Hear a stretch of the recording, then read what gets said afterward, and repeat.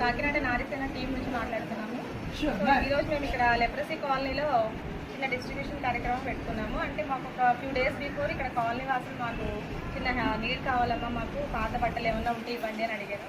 So పాత బట్టలు ఒకటే కాకుండా మీకు ఇంకేమైనా అవసరాలు ఉన్నాయా అని అడిగినప్పుడు గ్రాసరీస్ చాలా నీడ్లో ఉన్నామమ్మా, గ్రాసరీస్ ఇస్తే బాగుంటుంది అన్నప్పుడు నేను మా గ్రూప్ సభ్యులందరితో మాట్లాడి గ్రూప్లో పోస్ట్ చేసినప్పుడు అందరూ కూడా చాలా మంచిగా రెస్పాండ్ అయ్యి పాత బట్టలతో పాటు అందరూ కూడా కాంట్రిబ్యూట్ చేశారు.